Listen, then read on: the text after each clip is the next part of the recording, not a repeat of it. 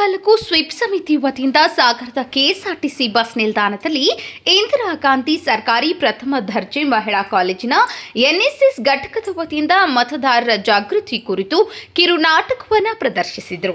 ಈ ಸಂದರ್ಭದಲ್ಲಿ ವಿಟಿ ಸ್ವಾಮಿ ಮಾತನಾಡಿ, ಶಿವಮೊಗ್ಗ ಜಿಲ್ಲೆಯ ಪ್ರತಿಯೊಬ್ಬ ಮತದಾರರು ಮೇ 7ರಂದು ಕಡ್ಡಾಯವಾಗಿ ಮತ ಚಲಾಯಿಸುವ ಮೂಲಕ ಪ್ರಜಾಪ್ರಭುತ್ವವನ್ನು ಸುಭದ್ರಗೊಳಿಸಬೇಕು. ಆ ದಿನ ಎಷ್ಟೇ ಕಷ್ಟವಾದರೂ ಮತದಾನ ಮಾಡುವುದನ್ನು ಮರೆಯಬೇಡಿ. ಇದು ನಮ್ಮ ಮತ ನಮ್ಮ ಹಕ್ಕು ಎಂದರು. ಈ ಸಂದರ್ಭದಲ್ಲಿ ತಾಲೂಕು ಪಂಚಾಯಿತಿಯ ಗಂಗಾಧರ್, ನಿತ್ಯಾನಂದ್ ಮೊದಲಾದವರು ಉಪಸ್ಥಿತರಿದ್ದರು. ರಾಘವೇಂದ್ರ ತಾಳಗುಪ್ಪ, ಕೆಬಿಇ ನ್ಯೂಸ್ ಡಿಜಿಟಲ್, ಸಾಗರ.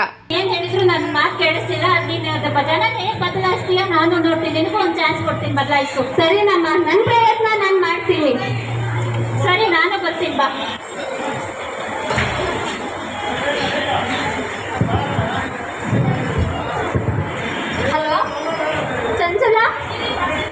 ಎಲ್ಲಿದೀಯಾ? ಇವತ್ತು ನಮ್ಮೂರಲ್ಲಿ ನಾನು ಮತದಾನ ಜಾಗೃತಿ ಮಾಡಬೇಕು. ಅದು ಬಿಡು, ನನ್ನ ಕಾಲೇನು ನಾಳೆನೂ ಸರಿಯಾಗುತ್ತೆ. ಆದರೆ ಮತದಾನ 7ನೇ ತಾರೀಕು ಬಿಟ್ಟರೆ ನಮ್ಮ ದೇಶ ಬದಲಾಗೋಕ್ಕೆ ಅದೊಂದೇ ನಮಗೆ ಸಿಗೋದು. ನಮ್ಮ ಹಕ್ಕನ್ನ ನಾವು ಚಲಾಯಿಸ್ಬೇಕು.